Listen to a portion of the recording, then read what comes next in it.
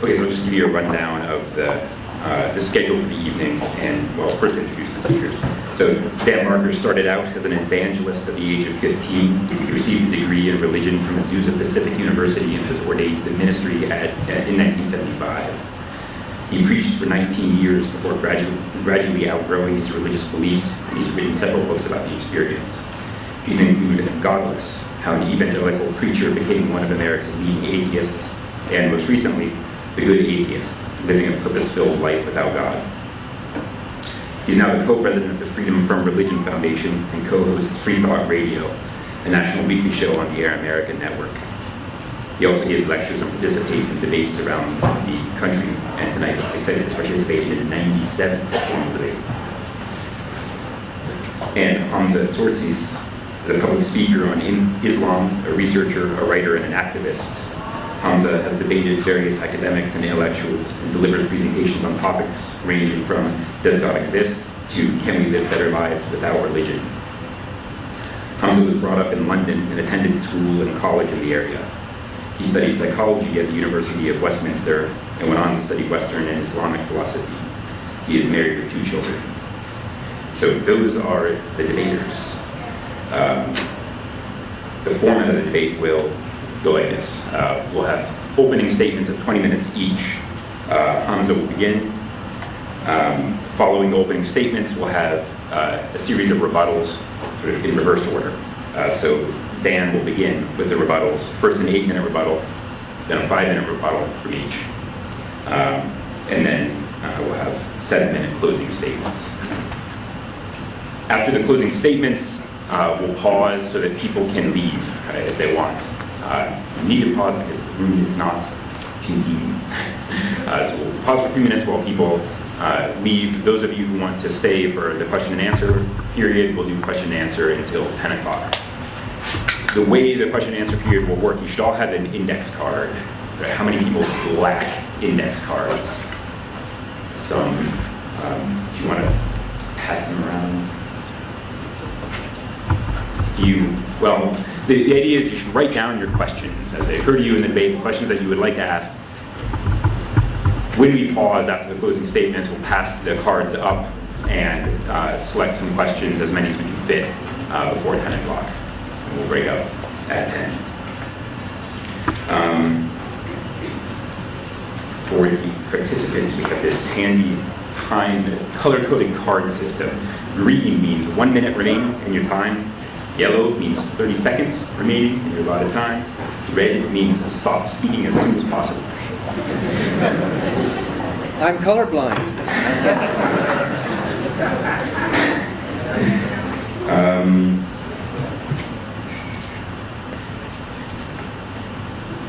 Okay, I think then we're ready to begin.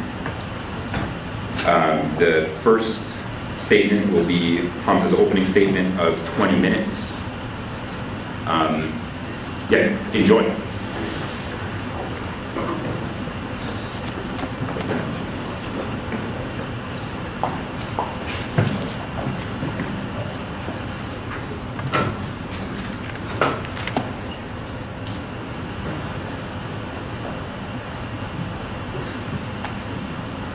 إن الحمد لله والصلاة والسلام على رسول الله أما بعد رب اشرح لي صدري ويسر لي أمري وأحلل عقدة من لساني يفقهوا قولي. Brothers, sisters and friends, I greet you with the warmest Islamic greetings of peace. Assalamu alaikum wa rahmatullahi wa barakatuh. Which basically means may the peace and blessings of God be upon you all. First and foremost, I'd like to thank you for coming tonight to address a very important question. And I'm going to address this question by saying that Islam is more rational because it makes sense of the existence of God. Islam is more rational because it makes sense of the miraculous nature of the Quran, which is the book of the Muslim. Now, Islam makes sense of the existence of God because we have all asked the same questions. Why does something exist rather than nothing? Where did the universe come from? Now, in response to this question, some atheists have claimed the universe is a brute fact. It's eternal. It just is. However, to maintain such a proposition, I argue is untenable, because there are very good reasons that the universe was brought into being. In other words, it began to exist, its past is non-eternal, it is finite. Now, to substantiate this claim, we can bring to our discussion 2 points. Point number 1, the absurdity of an actual infinite history of past events for the universe, and number 2, Big Bang cosmology. Now, the universe must be finite because it is absurd to postulate that the universe has an actual infinite history of past events. Let's take the following example to illustrate this point. Now, imagine I'm an American football player, and before I could pass the ball to one of my teammates, I have to ask permission from my coach. But he has to ask permission also. And if this goes on forever, will I ever pass the ball to my teammate? No, I wouldn't. And this highlights the absurdity of infinite regress of causes. And this applies to events too.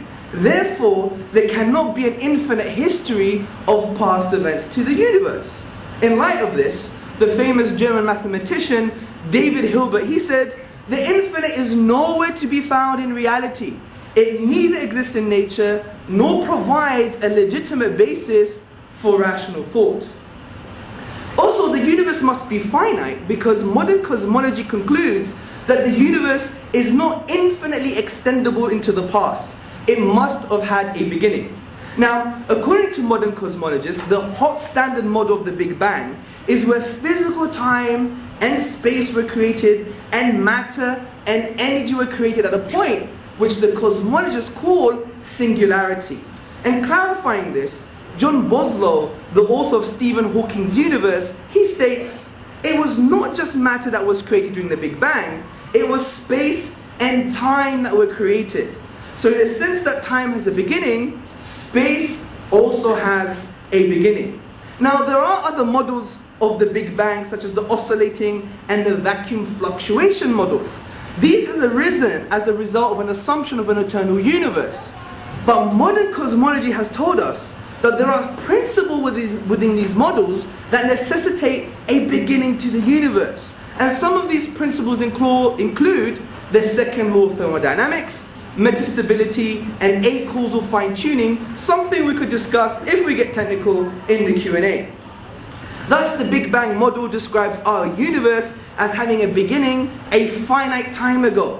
As Alexander Vilenkin, one of the world's leading theoretical cosmologists, says, "With the proof now in place, cosmologists can no longer hide behind the possibility of a past eternal universe.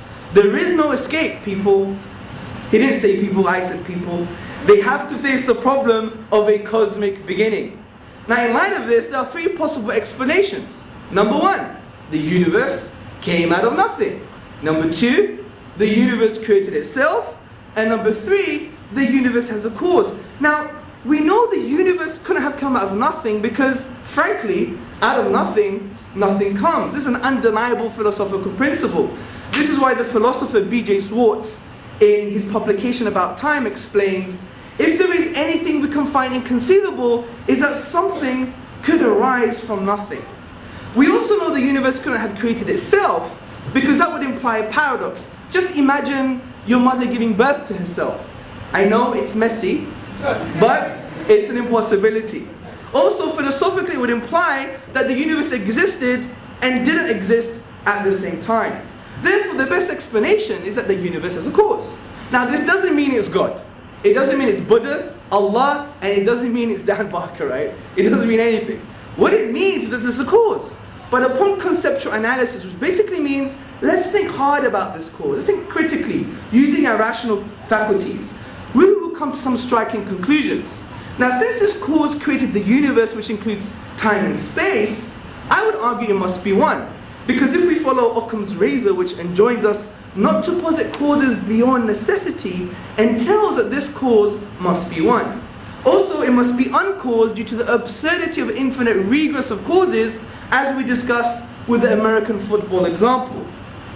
Also, this cause must be immaterial, which follows the Quranic paradigm of laysa kamithlihi shay. There is nothing like the Creator. He is transcendent.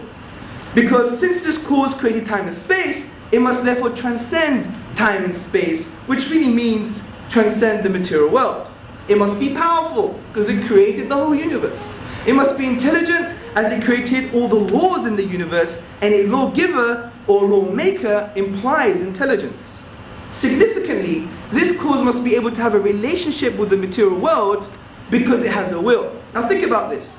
Since this cause is uncaused and therefore eternal, and it brought into existence a finite effect, it must have chosen the universe to come into existence, and a choice indicates a will, and a will indicates it can have a relationship with conscious beings within the universe. Now what we've done, just by reflecting upon reality, we've concluded what the Quran, which is the book of the Muslims, concluded 1400 years ago.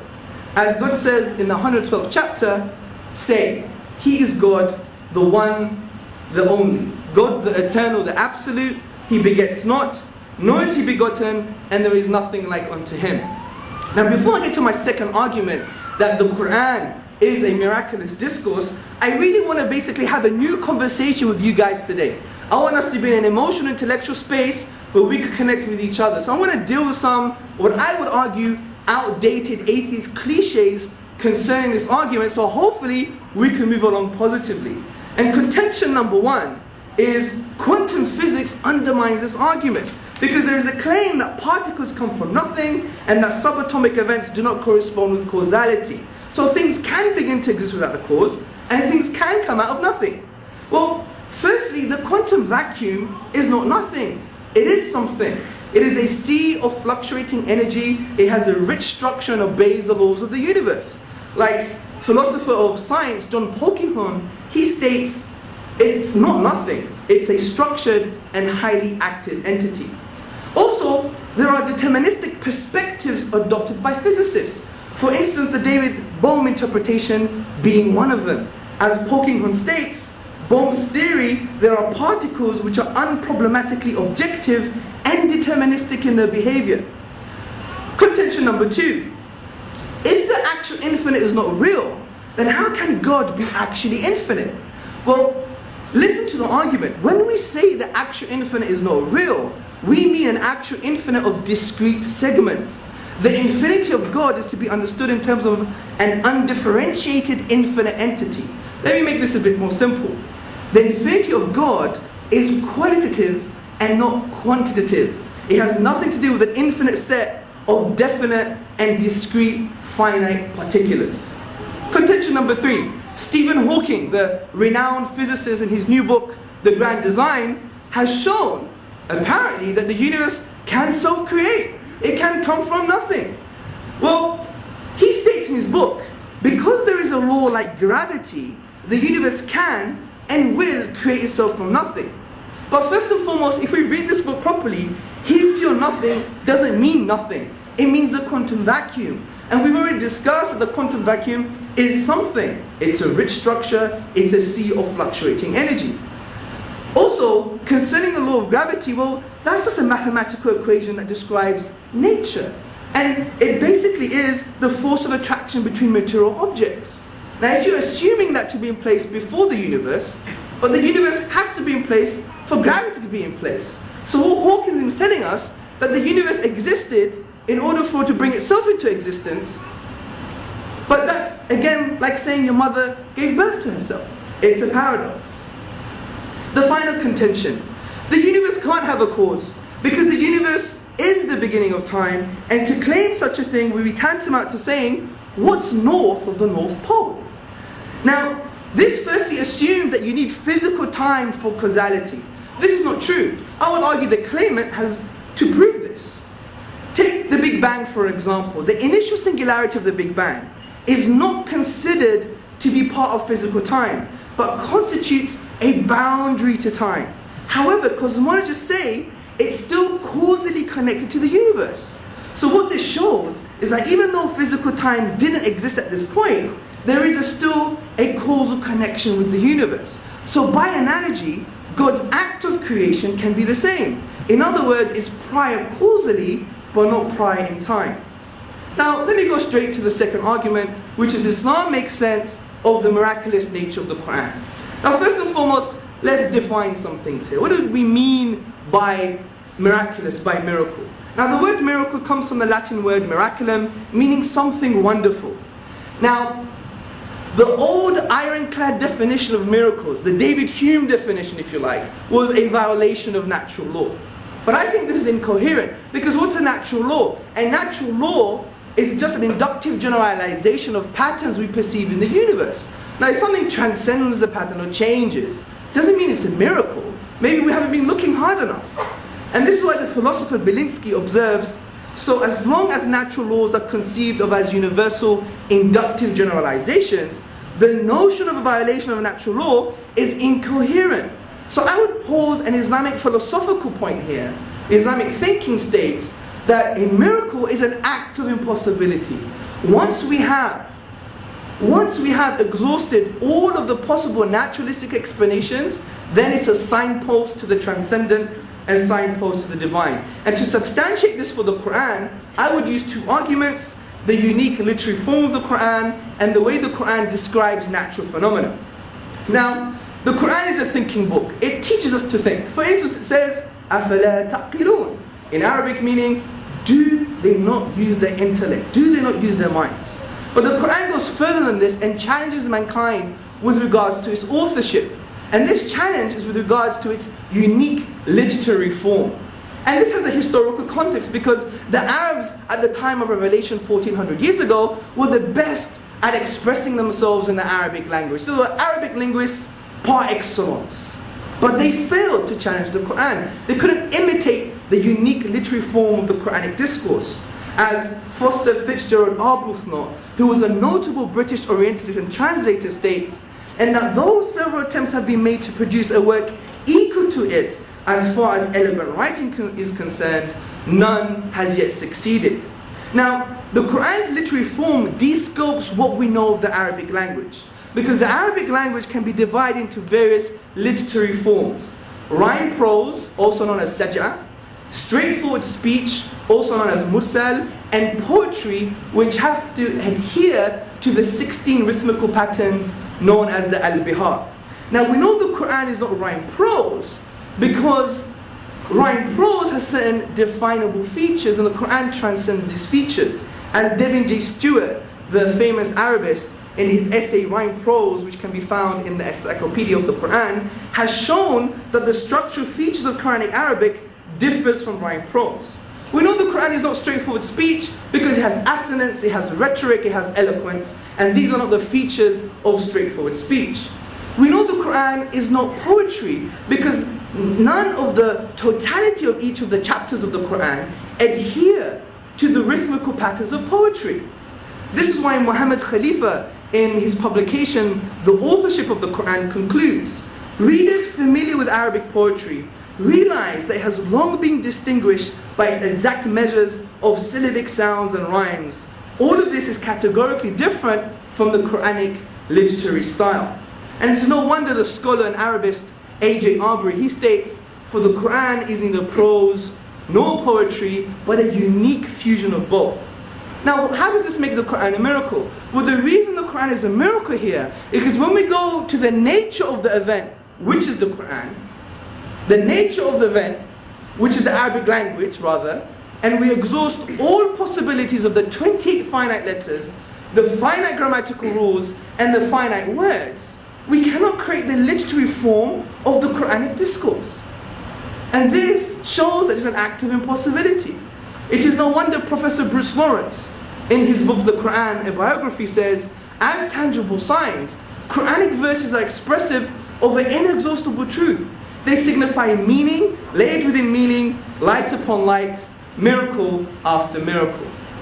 Now my second argument to substantiate that the Quran is a signpost to the divine is its descriptions of natural phenomena. For example, the scholar Muhar Ali, in his book The Quran on Orientalists, he says the Quran is not contingent on a 7th century worldview of natural phenomena. For instance, the Arabs at the time, they believed that the mountains used to keep the sky up. The Quran doesn't reflect none of this 7th century worldview. And I'm going to use, for instance, a stage in the development of the human embryo as described in the Quran. Now the Quran mentions the word nutfa.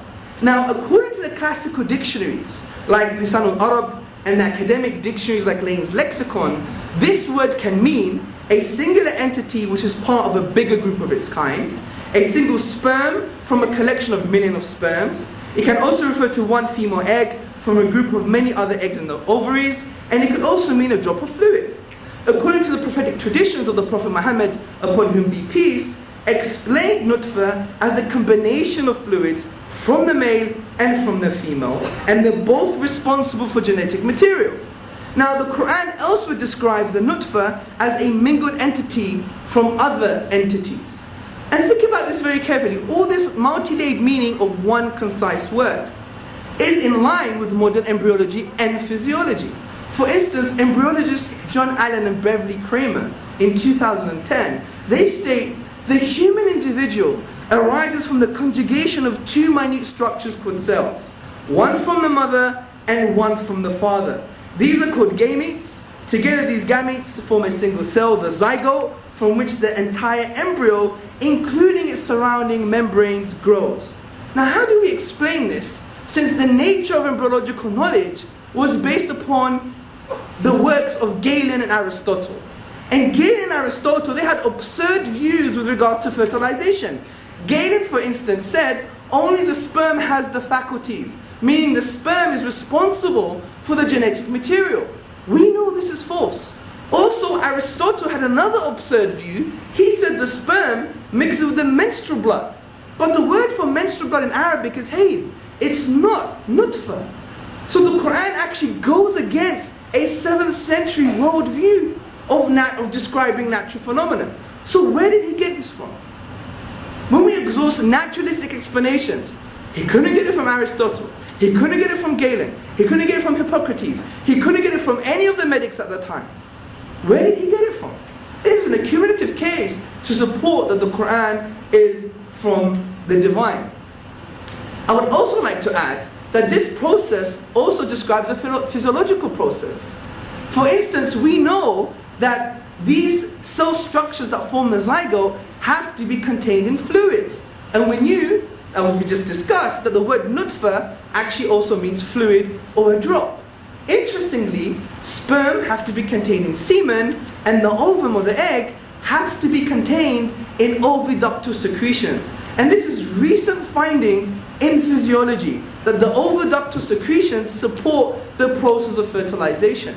So again, we ask the question, how is this in line with modern science? This book should be a reflection of a 7th century worldview, but it's not.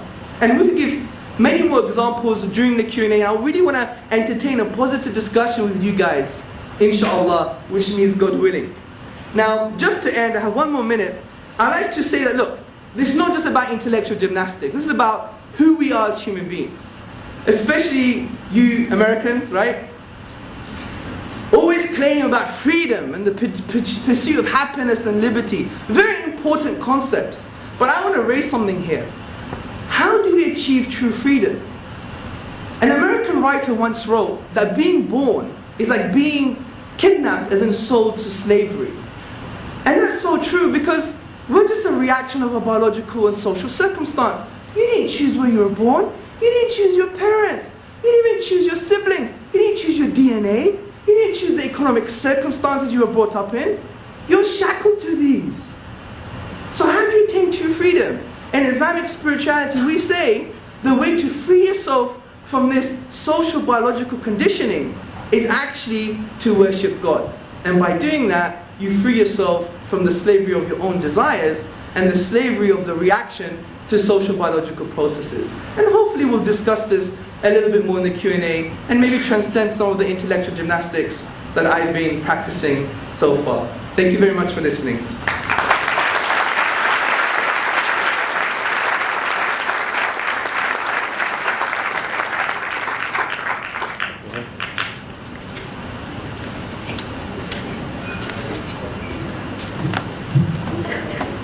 Thank you, Hamza. Like every other Muslim I know, you're a very kind and very articulate person, and obviously also very educated. It's a real pleasure to know you. And thank you, Ian, for moderating. Thank you, Cash.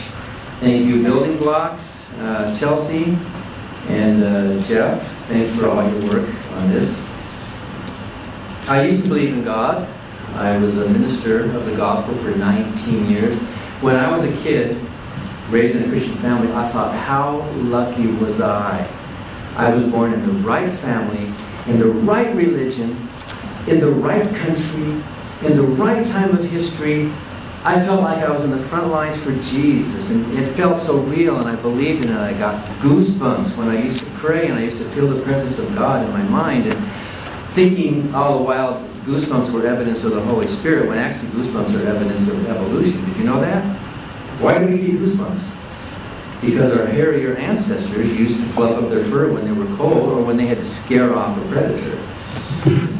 Muslims say there is no God but Allah. And I have to say that I agree with the first 2/3 of that sentence.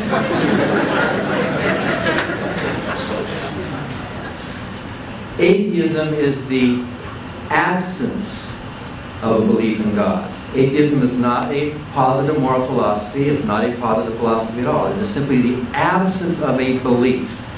There is a subset of atheists who do take it a step further and claim they do believe there's no God. But basic atheism is simply not believing in a God. Since there's no evidence for a God, it is rational, therefore, not to believe in such a being. Since there is evidence that religions are natural human creations, it's not rational to insist, in the absence of evidence, that any particular religion, such as Islam, is a supernatural exception. During my rebuttal time, I will tell you exactly what's wrong with the arguments that Hamza gave. He's well-meaning and he's articulate, but he's wrong. His arguments are stretches. But first I want to make my own case here. What day of the week is it today? Thursday. What does Thursday mean? We have a day of the week devoted to a god named Thor. There were people all over the world, millions of people, good people, who were born into a religion of this sky god, thunder god named Thor, and they lived their lives worshiping this god, and they died worshiping that god. And that god was apparently influential enough that we have a day of the week, at least in many countries and many languages, named after that god. Who caused the thunder? Who caused the lightning? Who caused all those things to happen? Thor did, or Zeus did, or name your god. But now that we know more about weather, now that we know more about electricity, that gap is closed. That god is no longer necessary. That god is now just the name for a day of the week. Is there anybody in this room who worships the god Thor? Anybody? No? Anybody in this room worship the god Quetzalcoatl, the Mexican god? Anybody here? Millions of Mexicans, millions of Indians down there worship that god. No? Anybody here worship or believe in the goddess Diana? The huntress goddess of Greek? No? Nobody here? Millions of people believe in that god. Any people in this room worship the God of Abraham, as described in the Bible or in the Quran? Any people in this room? Oh, there you go, we've got some. Well, the only difference between you and me, then, is that I just believe in one less God than you do. You are atheistic when it comes to other gods. You are skeptical when it comes to Thor. You are probably a skeptic when it comes to the angel Moroni. In fact, there's historical evidence for the angel Moroni and Joseph Smith, much more recent than Muhammad. And I would like to ask Hamza if you believe in the existence of the angel Moroni. In fact, the Mormon church has some miracles. The Mormon religion has, how do you explain the existence of the Book of Mormon? It's unique literary style, you know, where it came from. Of course, there are natural explanations for the origins of these writings. So, all of us in this room are skeptics. All of us in this room are doubters. Hamza is a skeptic and a doubter of the religious claims of others. Islam, in its basic meaning, is submission. You submit to the authority. But how can that be rational? When rationality and reason require the free exercise of your mind. You can't be a rational agent as you are required to submit to some dogma, to some doctrine, to some religion. It is not rational to start off by saying that we must submit. Submitting is wrong. Submitting is slavery. Yes, Hamza is right. that we all come prepackaged with genetic predispositions, and much of our nature, at least 50% of it, I think, is predetermined, and we're stuck with it. But we have a frontal lobe. We do have the ability to transcend some of our nature. And this frontal lobe and the rational process that we all have rises above those instincts, rises above even the culture and the history of the religions that we were raised in. The reason I am an atheist is pretty simple. First of all, there's no evidence. If there were evidence, think about this. If there really were evidence, it would be on the table. It wouldn't be something as flimsy as the existence of the Quran and supposed miracles of the way the Quran is worded. If there really were evidence for a God, by now, somebody should have won the Nobel Prize for pointing that out. Think about it. If there really were evidence, anyone, any scientist, any skeptic, any doubter, anybody would bring it forth and say, here we go. We have positive evidence for a God. I'm also an atheist because there's not even a coherent definition of a God. What is this God made of? How can a spiritual being exist? Sometimes the definitions that are given, I've debated other Muslim scholars. One of them said, God, Allah, is infinitely merciful. I think most Muslims believe that. God is, in fact, isn't that in the very beginning? God is all merciful, ever merciful. And he said, but God is also infinitely just. He is all just. Well, that's impossible. If you have a God that's defined as infinitely merciful and infinitely just, if that's your definition, that God does not exist because it cannot exist. What is mercy? Mercy is distributing punishment with a less degree of severity than is deserved. Mercy means that you let someone off with less punishment. What is justice? Justice means that people get punished with what they deserve. That's what justice is. You don't send a kid to jail for stealing cookies, right? You have a certain sentencing and punishment for a crime. So if Allah is infinitely merciful, think about this. If He's infinitely merciful, all merciful, ever merciful, then there's no need for hell. I can't go to hell if Allah is infinitely merciful, right? Because infinite mercy means no matter what the crime is, even disobeying Allah, even refusing to submit to Allah is one of those things that would be covered by infinite mercy. Therefore, it is a contradiction in Islam to claim that Allah is infinitely and ever merciful, and yet there's still a hell to punish those of us who somehow escape that mercy. If God is infinitely just, then He can't be merciful. So if that's your definition of a God, that God cannot exist logically, rationally. Of course, different theologians and different religions have different definitions of a God, and they tinker with them. Even within Christianity, they have to tinker with omnipotence, omnipresence, omniscience to make, and with the problem of evil, to try to make this God palatable to it. But if God is defined in mutually contradictory ways, then we can say, not only is there no evidence for such a God, it'd be like arguing for the existence of a married bachelor. Can a married bachelor exist? No, it self-contradicts. So I have yet to see a coherent definition of Allah or Jehovah or a spiritual being that makes any sense to know what we're even talking about.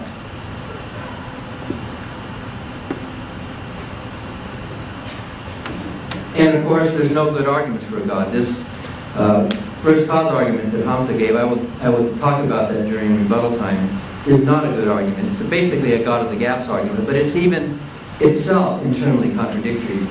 There are other arguments that people have brought forth, ontological, design, teleological arguments, and all of them, as Bertrand Russell once said, they all boil down to bad grammar. The arguments for God just don't hold water. If you look at them, if you scratch beneath the surface and look at them and unpack the words, they fall apart logically.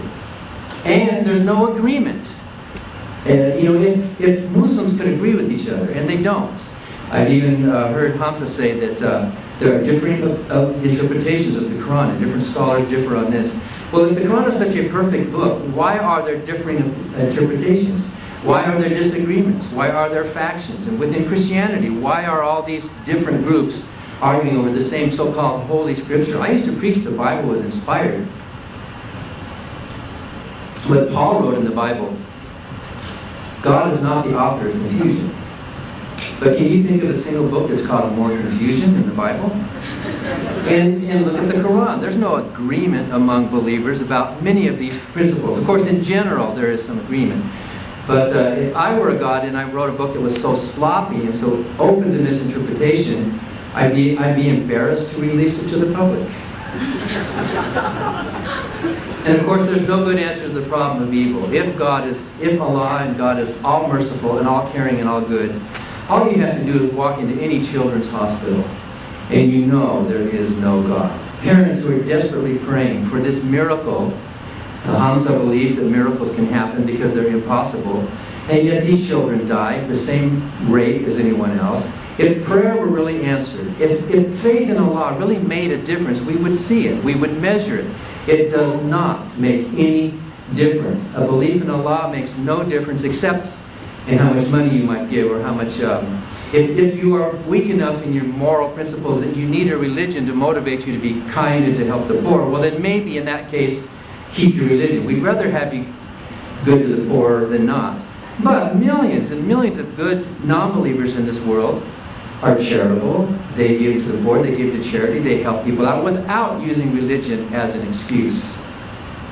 And of course, that's the final point. There's no need for a God. Millions of people live their lives with purpose and meaning, with joy, with love, without having to bow down. As Paul said in the Bible, he was a slave of Christ. And of course, as the Quran says, we are all submission. We are all having to submit to the will and the authority of this person who created us. We've sometimes heard it said that the absence of evidence is not the evidence of absence. I don't think that's true. I think the absence of evidence it's not proof of absence, but the absence of evidence is indeed evidence of absence. In fact, you can hold it in your hand. For example, suppose there were a bomb scare, and we all had to leave this building. And the authorities came in, and we were all standing outside waiting. And the authorities went through the whole building, and then they finally announced, okay, it's clean, you can come back in. Would you come back in? Would you have proof that there's no bomb? Probably they would go through the building, they would probably make a checklist or a chart or something, and they would look in all the trash cans and all the drawers, and then whatever they would certify the building is clean, right? Would you have proof of absence? No, but you would have evidence of absence. That chart you could hold in your hand would be evidence of absence. The same thing happens when we look for a God. If a God existed, the universe should be different in some way. There would be some way that we would note it. But as we look through the universe, as we go through the trash cans and the drawers and we look everywhere, we see a universe that looks as if there is no God. We actually do have evidence of absence. In fact, Victor Steiner, the physicist, in his book, God, the Failed Hypothesis, says, if God is a hypothesis that's carefully defined, then it fails. The existence of God fails all tests. One of the reasons, there are many reasons why Islam is not rational, and one of them is that the Quran is based on hearsay. We have hearsay testimony, which would not stand up in a court of law, that a man named Muhammad went into a cave and he got some words to recite. Recite. The word Quran means to recite. In fact, I think the very first recitation, correct me if I'm wrong, Hamza, historically was that God created humans from a blood clot. That's the word that I have in one of my translations. Other translations say other things. And by the way, different translations of the Quran contradict each other. And I have two different versions, and sometimes the same verse is translated different ways in the English. Arabic is not that strange of a language. Arabic is a language like any other. All languages have problems with translations, but Arabic is not that special. It's a wonderful language. It's unique, but all languages are unique. When you translate from Spanish or when you translate from Greek, when you translate from Arabic, you're going to have some problems. But if there is an all-knowing, all-caring God who cares about this message getting to us, then why wouldn't He make it so that the translations would be understandable to all of us? What we do know about the Quran is that it was written by human beings. And what we do know from history is that human beings make mistakes. Whoever put that book together was a human being. Was it Abu Bakr who gave the canon, the original canon for the Quran? Was just a guy. Why do we take his word? Why do we think his word is special? He's just a guy, just like the people who wrote the New Testament. They had a religious agenda, and everyone claims the New Testament has these irreproducible miracles too. The Book of Mormon has these miracles, and look at all those things. They're just people. They're just human beings. I think Hamza agrees with me that someone like Joseph Smith, although he claims to be inspired, he claimed to have found in this hole in the ground these golden tablets, he was just a human being who exaggerated. He made mistakes. He was wrong. He misinterpreted. The people who put the Quran together were human beings. Human beings make mistakes. They made a mistake with the Quran. The Quran has verses that are contradictory within it. It can't be a perfect book if it has verses that contradict each other. One example, there is a surah that says that hell is eternal. Hell lasts forever. But I read another surah, if I can find it, if you want me to look it up for you, it says, no, hell doesn't last forever. It lasts as long as the earth lasts. So there's a contradiction. A perfect being who's writing a perfect book would not have put verses in there which contradict each other. And that's just one example. Now, if I were an Islamic scholar, I would say, well, I can interpret and reinterpret. But then there's the problem. Why does it have to be interpreted and reinterpreted? Why can't it just be clear? The Quran is not clear, just like the Bible is not clear. And I think one of the main reasons that the Quran is not a rational book is that instead of using reason and argument to make its point, the Quran uses a threat of violence. Hell is a threat of violence.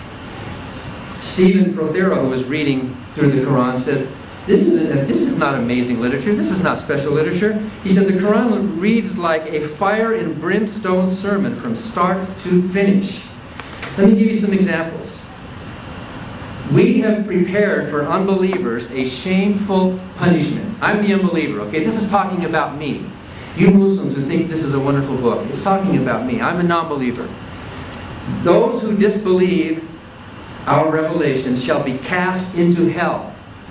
And when their skin is burnt up and singed, we shall give them a new coat, that they may go on tasting the agony of punishment. For God is almighty and all-wise. So the believers will laugh at the infidels on that day, regarding them from their cushioned seats. So you're going to sit on a cushioned purple couch underneath the fig tree with these dewy-eyed young women sitting next to you, and you're going to be laughing at me for having the temerity to think my own thoughts and disagree with your... I'm an infidel. I'm a non-believer. Your book is arguing from a threat of violence to me. And that's what the Quran is. Believe or burn. Believe or burn. If you don't believe, you're going to suffer. Any system of thought that has to make its point with a threat of violence is morally bankrupt. And if you hold that book under your arm with any pride, you should be ashamed of yourself. You should be able to make your point using pure reason and not touting a book that has a threat that my skin's going to be burned off my arms, and it's going to be regrown so that Allah can burn it again and again while you're sitting up there laughing. Are you proud of that? Do you think that is rational? Do you think that is kind? Do you think that is good? If you do think so, and if your God does exist, and if He did create a hell, then I would say to Allah, you created hell, you go to hell. You're not worthy of my respect. In fact, I will never submit to a being who is so irrational that he has to make his points with a threat of violence. And I think you're better than that. I think you're kinder than that. I think you've risen above the brutality of your own book, in spite of the primitiveness of the book that you believe in, to be a good person. And I salute you for that. I applaud you for being a good person, in spite of Islam. So during my rebuttal time, I'm going to quit now. I think there's 1 minute left. I will explain what is wrong with his first cause arguments. Thank you. All right, thanks for the opening statements. We're going to go straight to the rebuttals, 8-minute rebuttals, beginning with Dan.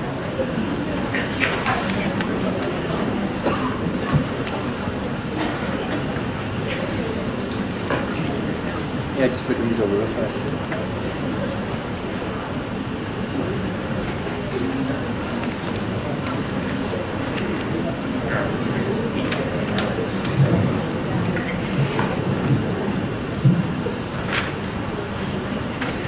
Okay, there are 3 big problems with Hamza's arguments about sometimes it's called the Kalam cosmological argument, and even Christian theologians use it too. And Hamza already alluded to a couple of the problems, although his defense against them were not good.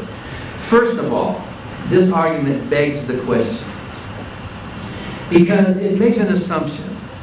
The universe began to exist. And so things that have a beginning have a cause, is basically what he's saying. Anything that has a beginning has a cause. Why does that beg the question? Because the existence of a beginningless thing or personality is the very conclusion you are arguing for in your argument. Allah is a beginningless thing. But you are assuming your very initial premise that the universe can be divided up into two different sets. A set of things that begin to exist and a set of things that don't begin to exist. And yet you offer only one possibility to fill the definition of things that don't begin to exist, which is God, which is Allah. If Allah is the only thing, or if a creative being, internal transcendent being, is the only thing that fits that bill, then you have effectively begged the question by saying everything that begins to exist translates to everything except God. So your first premise is saying everything except God needs a cause, which begs the question. It's circular reasoning. You're bringing your conclusion into your premise. You can't do that logically. You can get out of that. There are ways for you to avoid begging the question by either defining conceptually or potentially some kind of an item other than God that does not begin to exist, in which case your phrase would be meaningful, it would be coherent. If we all understood, and none of us have experience of anything that doesn't begin to exist, how could we? In the universe we live in, we can't point to anything that doesn't begin to exist in time because we live in a temporal universe. So right there from the start, you are kind of secretly packaging your conclusion into your premise by assuming the very thing you're trying to prove. You've already pointed out that the argument is self-refuting, although you think you had a response to it. When you say that an actual infinity cannot exist in reality, or who did you quote saying the infinite is nowhere to be found in reality, but you say that God is some kind of a different kind of infinity. He's not a discrete infinity. But let me ask you this. The person who's going to make the football pass has to get permission from the coach, who has to get permission from somebody. If there is a God, if Allah exists, and Allah somehow, either in or out of time, let's assume that it makes sense to talk about causality outside of time. I don't think it does, but let's just assume that it does. Because how do you know what, if without temporal antecedents, how do you know what came first? That's how we know how causality works, is because of time. We don't look at an effect and then think the cause happened later. That's how we know what the very word causality means. But let's just assume that in some strange way, because of our limited minds, there is this being up there outside of time who can function in a causal way. Before Allah created the universe, in your interpretation, He must have had some thoughts. He must have decided for some reason, either I'm lonely, or my justice, or my holiness, or whatever his reason. He must have had some thoughts for it before, or if you don't like a temporal word, antecedent to the decision to create it. There must have been a thought in the mind of this being, antecedent. And let me use the word before, even though that's a temporal word, because in cause and effect we can talk about logic. One thing follows another, whether inside of time or out. And so, before or antecedent to that thought, Allah must have had a preceding thought. And before or antecedent to that thought, Allah must have had a preceding thought. And according to you, these are thoughts in the mind of a being. According to you, there cannot exist an infinite regression into a timeless non-beginning in reality. Therefore, in the mind of Allah, there must have been a first thought. If an actual infinity cannot exist in reality, we're not talking about discreteness, we're not talking about numbers, we're not talking about where does the set of negative numbers begin. And even you are correct to point out that we can't find that within reality. If we can't find that within reality, then neither can we find that within the mind of a God. A God would be subject to the same limitations that you think the universe is subject to. If the universe cannot come from nothing, then neither can God come from nothing. If God exists, if Allah exists, He is a thing, He's something, right? He's not nothing. If nothing comes from nothing, then Allah can't come from nothing. Allah had to have a creator as well. And if you posit, therefore, the existence of a being or an entity that is eternal, then how can you fault scientists for hypothesizing that the universe itself is eternal, could be eternal? Where did I do my work? When you're talking on the clock, you know, your mouth doesn't lubricate like normal. So.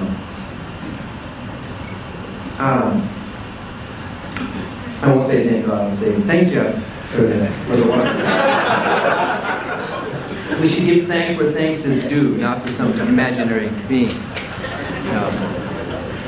But another problem with this argument is that it's comparing apples and oranges. And I'm surprised that Hamza doesn't see this. The word universe these days refers to our particular universe that we're in now.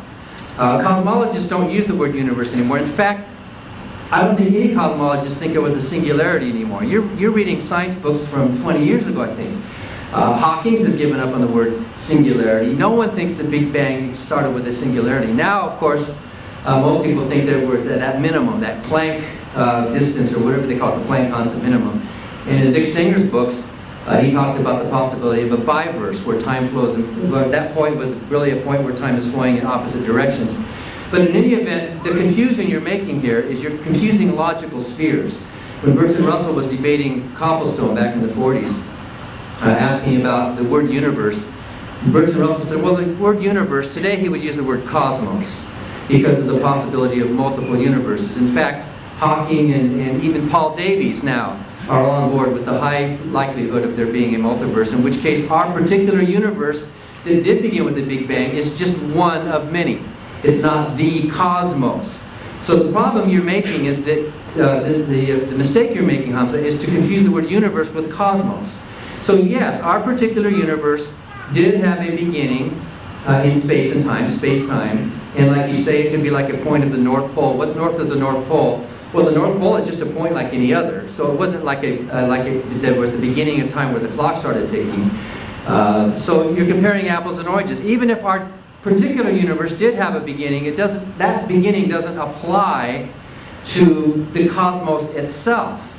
What you're doing is you're trying to jump up a logical sphere. And what Bertrand Russell said to Copplestone, it would be like saying, well, since every human being had a mother, therefore the human race had a mother. That doesn't follow when you jump up from apples to oranges. And that's the logical mistake you're making by confusing and conflating logical spheres. So your arguments don't work, your evidence doesn't work, and during a further rebuttal, let's talk a little more about the Quran.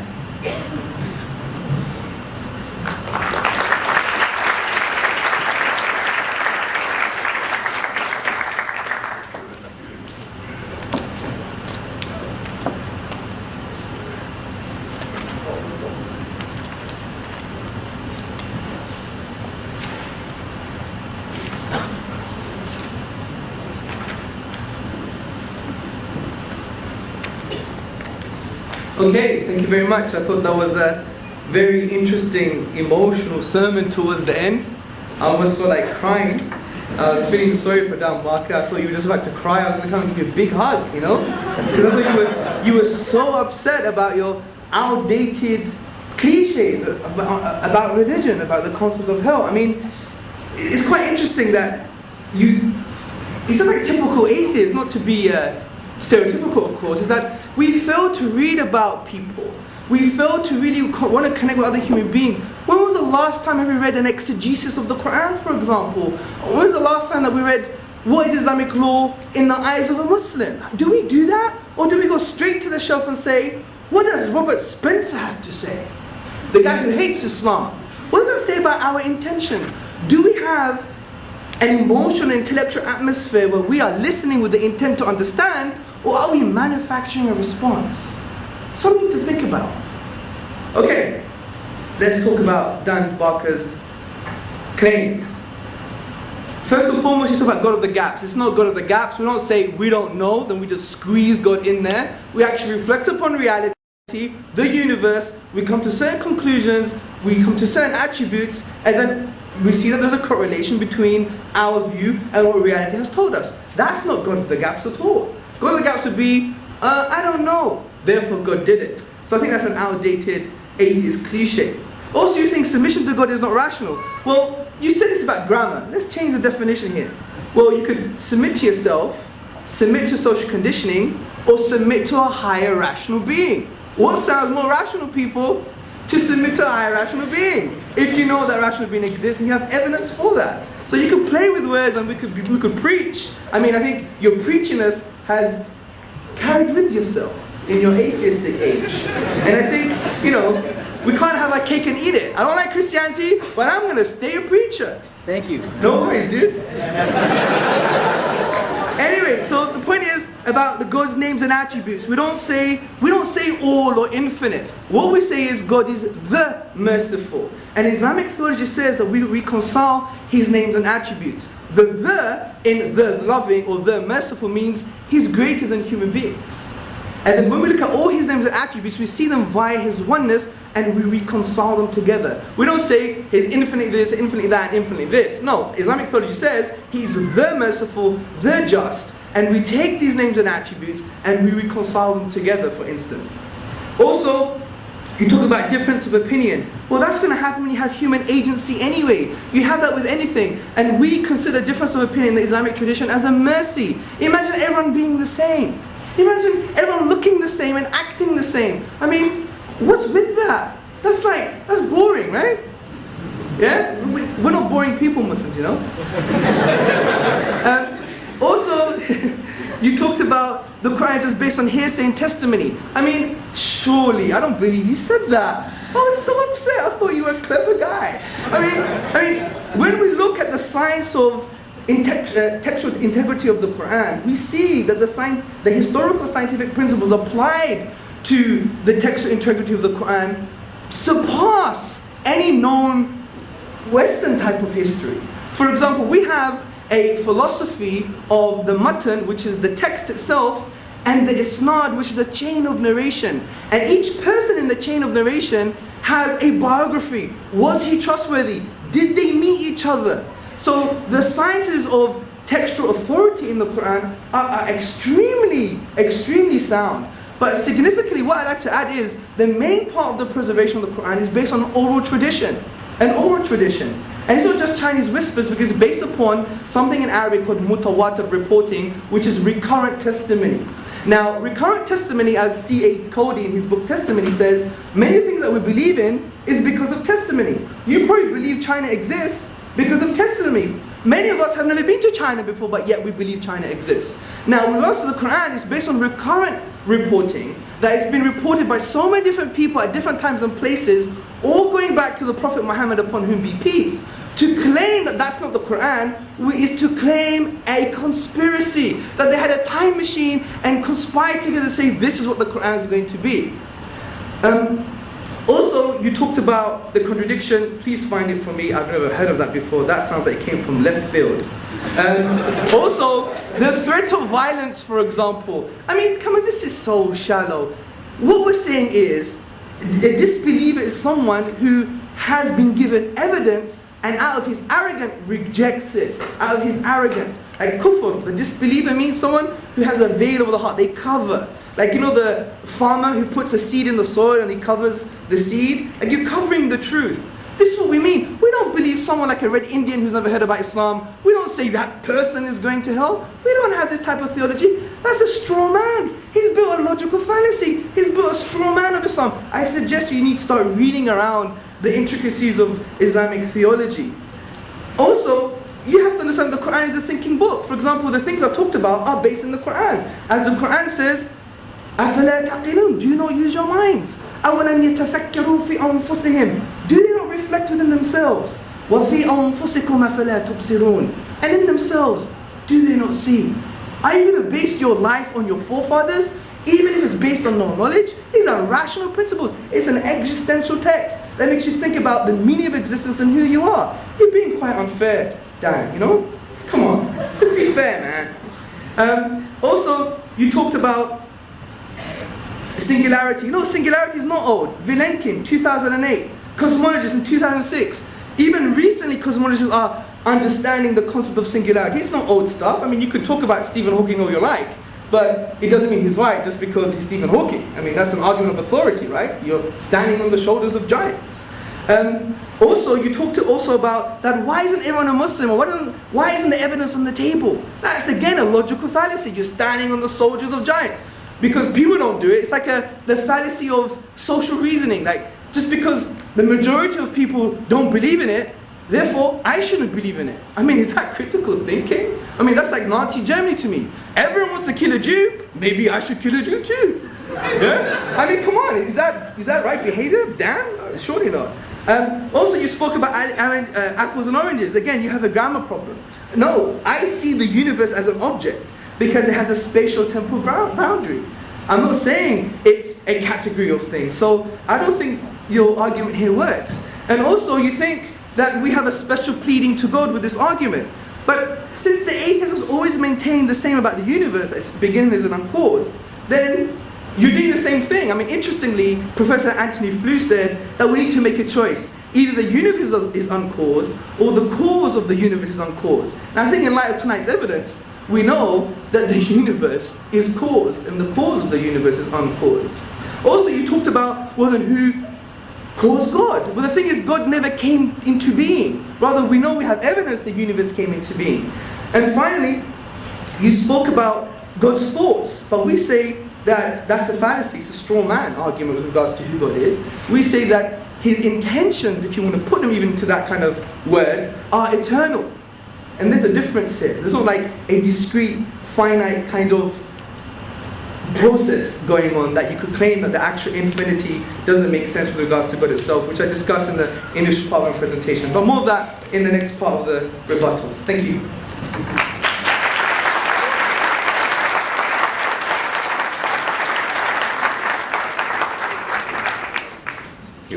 One more round of rebuttals and then the closing statements. This round of rebuttals are 5 minutes each. Again, beginning with Dan.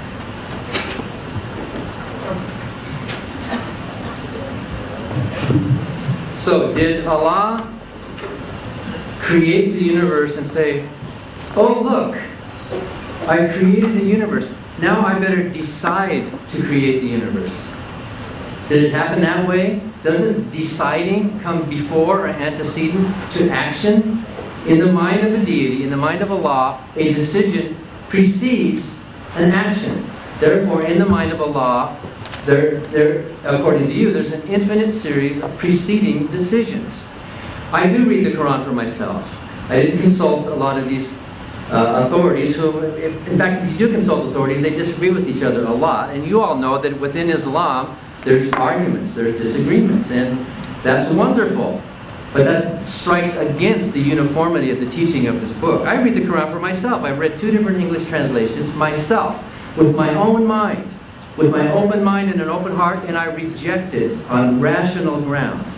It is irrational, it is insulting, we can do better. Read Shakespeare. Shakespeare can't be reproduced by anybody. Read Moby Dick. Read some other wonderful works of literature. The Quran is amazing, but it's so repetitive. How many of you read it? It's so repetitive, over and over, and hell and believers and this and it's obviously it's not poetry, because who would ever set that to music? But let me read to you here. Here's 4, Surah number 493. Anyone who kills a believer intentionally will be cast into hell to abide there forever and suffer God's anger and damnation. Forever. Hell is forever. But Surah 11, and I didn't get this from a book, I just got this from reading myself. And those who are doomed will be in hell, for them will be sighing and sobbing, where they will dwell so long as heaven and earth endure. So the punishment in one surah says they suffer in a hell forever. The verse in another surah, which you're asking me to read with an open mind, contradicts this surah. When I was a Christian apologist, I would have been real good at finding some rationalization. But the plain words of the text here show me that this book is contradictory. So please don't accuse me of special pleading or of looking up somebody else's. This is from my own reading. The Quran does not surpass science. Why didn't Muhammad tell us, or why didn't Allah tell Muhammad something about, why didn't he say, by the way folks, wash your hands before you eat? Why didn't he tell us about the germ theory of disease or something? Why did he come up with these basic kind of rough ideas? And even in the Bible you can find supposed answers to prophecy that if you interpret them a certain way, more or less comport with what we think we know about cosmology or about science today, but there's so much more useful that the Quran could have said to us, that Allah could have said to us, which would have been much more important than bow down and submit, and make sure you're pointing in the right direction, because the direction is important. And by the way, that makes Islam a kind of flat earth idea. Why is it important to point to Mecca? By the way, Mecca is not that way. Mecca is actually kind of this way, and yet people, you know, the mihrabs, is that what it's called? They seem to be pointing out into outer space somewhere, if you think about it. It's a flat earth mentality, and I know you think a lot in the Quran and a lot of Islam is metaphorical, but then why can't we also think, therefore, that God himself is metaphorical? If there is metaphor with hell and heaven and language use, then why can't we think that Allah himself is also a metaphor that Muhammad came up with? You say that the authority of the Quran is based on testimony that has a link. We don't know that. You're taking somebody's word for that. Nobody was there in the cave with Muhammad. He came out and told us what he said. Nobody was there to hear it except Muhammad. So we're taking Muhammad's word, just like you would take Joseph Smith's word that he saw the angel Moroni, whom I'm sure you doubt exists. I doubt that Muhammad actually heard a voice unless he was schizophrenic in some way, which happens with a lot of religious leaders. I doubt that that actually happened. Yes, conspiracies happen. All religions are a conspiracy in some way or another, that people are conspiring to put their best faith on it. The origin of the Quran is not that special. And by the way, you're wrong to say that the universe is an object. If you're talking about our particular event horizon of the universe we live in right now, this universe, yes, it had a beginning, it has an unbounded infinity to it. But the word universe, as you're using it, means cosmos. Cosmos is the collection of set of all things. The cosmos is all things that exist. Therefore, the cosmos cannot be a thing. The cosmos is a set of things. So you're comparing apples and oranges. Your logic is irrational.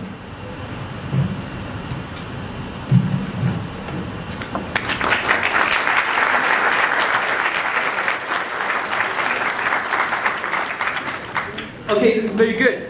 Let's go to the Shakespeare question. Shakespeare is inimitable. Oh Romeo, Romeo, wherefore art thou a Romeo? Deny thy father, deny thy name. Or we can make it more Islamic. Oh Abdullah, deny thy mother, deny thy tribe.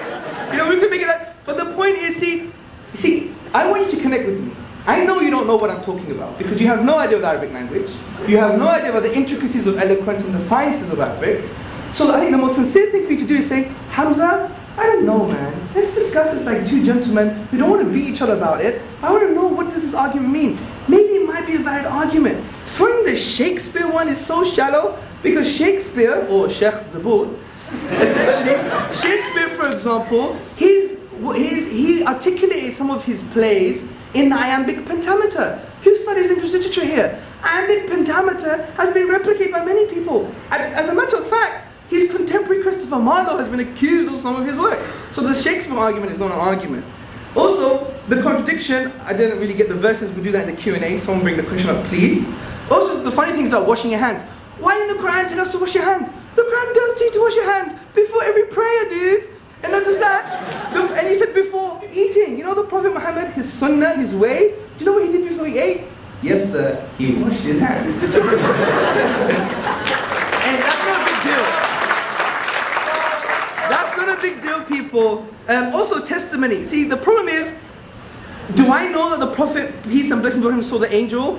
The reason I know that is not based on testimony. The reason I know that is because he claimed it, and I know he was truthful because of historical evidence. And I know the Quran that he brought forth is a signpost to the transcendent. Also, if you want testimony, there are African tribes today who have never read an Arabic Quran, but they learn it from memory via an oral tradition all the way 1400 centuries back to the Prophet himself. To claim that the Quran is not intact would be to claim a conspiracy, which you're doing. Also, I disagree. I think you're just building a straw man of my argument, apples and oranges. That's not true. I'm considering the universe as a spatial temporal boundary as an object. I mean, you could argue about this till the cows come home. Also, you talked about flat earth, right?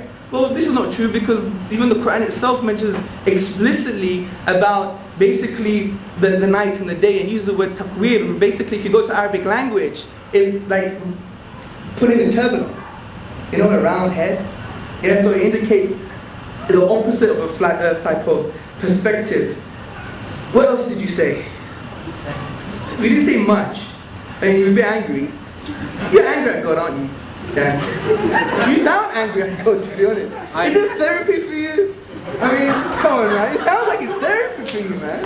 I mean, I study psychology. Cognitive behavioral therapy is cheap and it works. Thank you.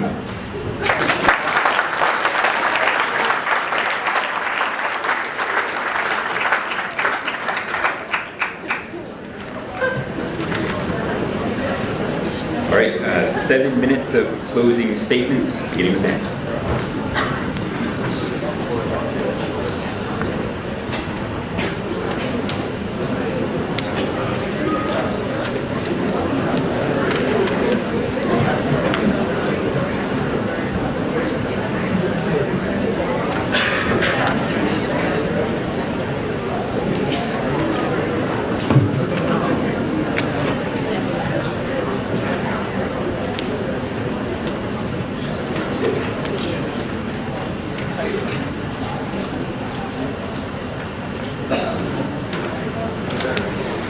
Okay, there was a lot we could not go into in much depth, but Hamza is completely missing this logical sphere thing, completely missing the point.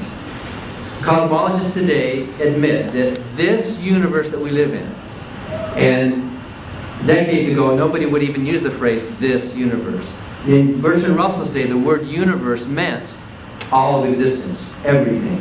Today, the word universe doesn't mean all of existence, everything. Today the word we use is the word cosmos for all of existence and everything. The word universe today is a much smaller word. In fact, we talk about multiple universes. This universe, this particular event horizon that has this particular Big Bang within it. So you are absolutely right that this universe had a beginning. You're absolutely right that we can go back to a point at the Big Bang. Yes, this universe. But that's not the cosmos.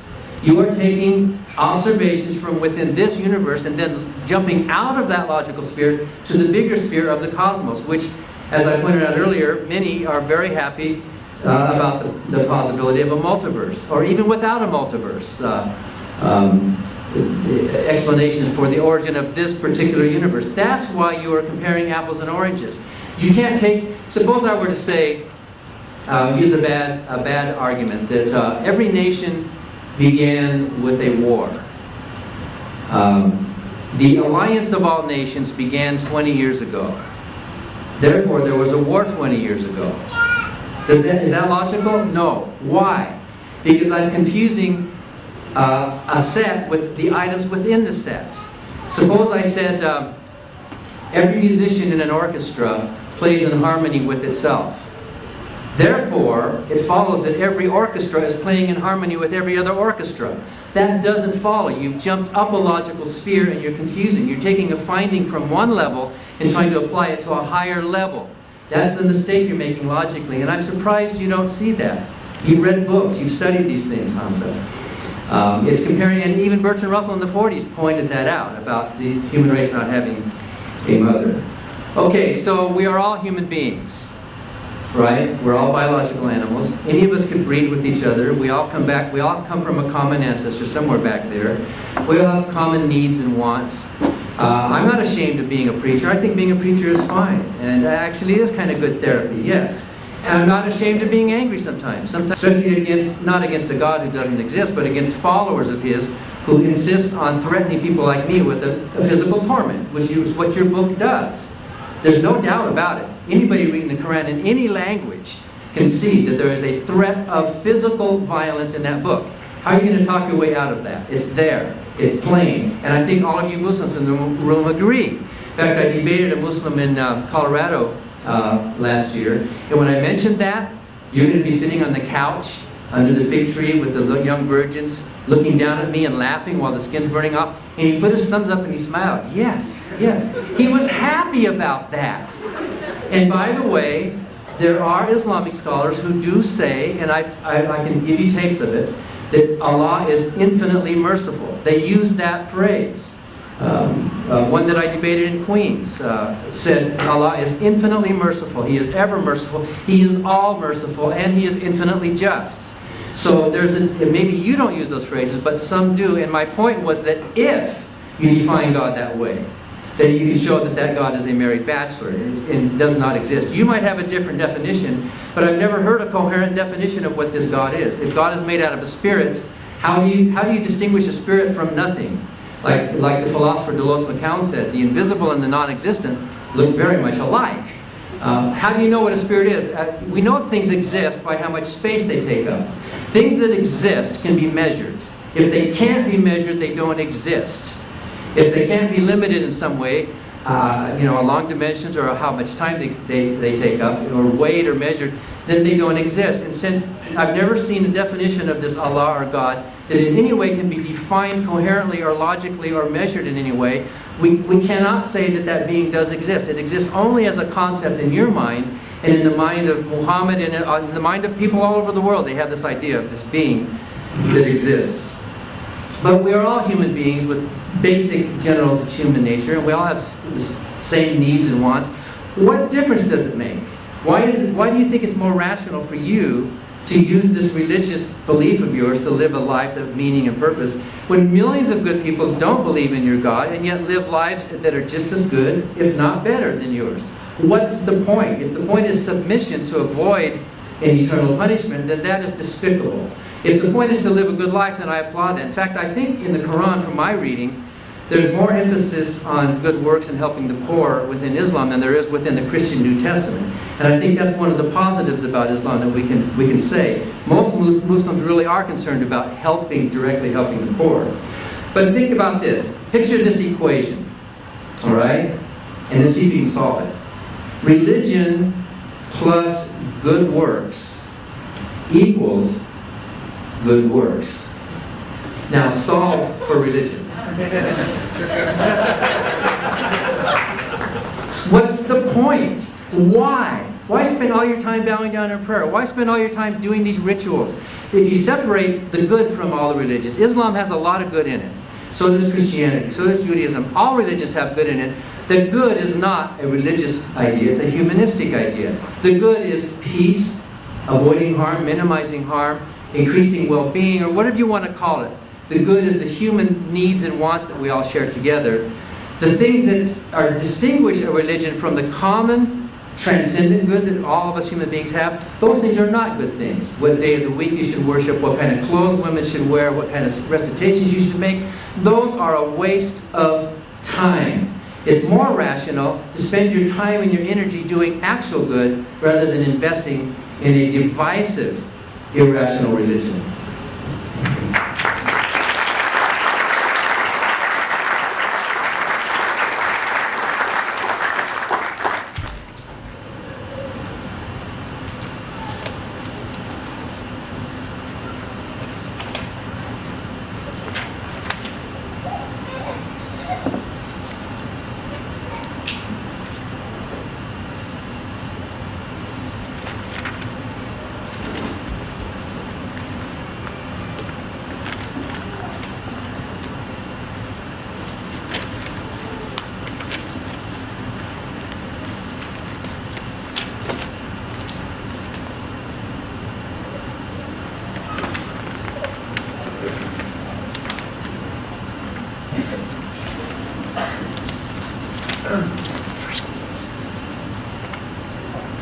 Sorry.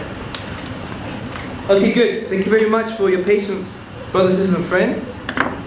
Okay, first and foremost, see, what's interesting in the last 10 years in the sociology of religion, there's been academic studies, longitudinal studies as well, that have shown that religion actually has a positive correlation to well-being in contrast to the atheist worldview. I mean, if we were to reduce it on maybe Dan Barker's disposition today and mine, you may be able to understand that as well. It's a bit angry today.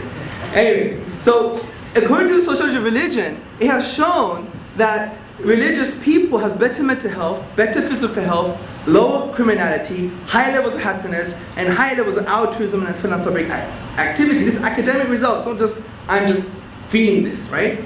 Example number one, in 2000, Schnittke, in the Journal for the Scientific Study of Religion, examined a data set of nearly 3,000 adults from the general population, and he found religious involvement had no significant relation with depression, and he found that religiousness was a buffer against mental distress.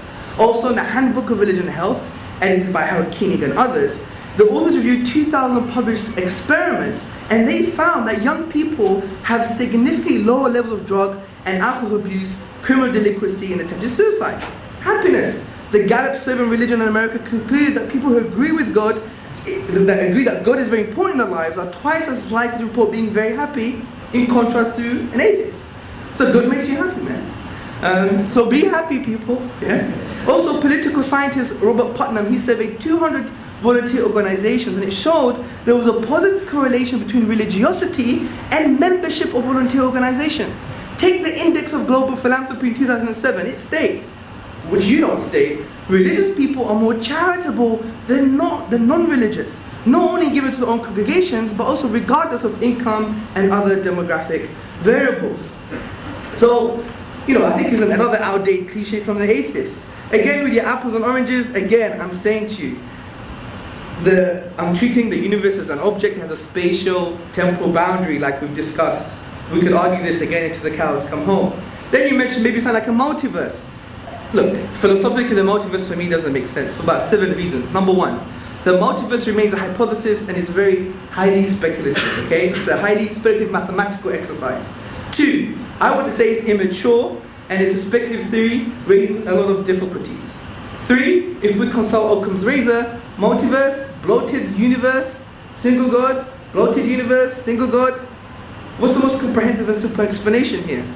Also, spontaneous quantum fluctuations create more questions than it answers. How can a spontaneous quantum fluctuation create a universe? That's the question that you have to understand. It lacks rational force. Also, the universe, the multiverse itself is described by specific physical laws. These laws themselves include constants and boundary conditions, which have to be fine-tuned in the first place. So I think the multiverse argument is a non-argument. It's just basically an atheist wanting to push God out of the question all the time.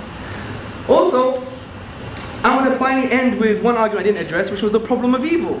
The big atheist argument. You should spend 20 minutes on that. I think that's a strong argument.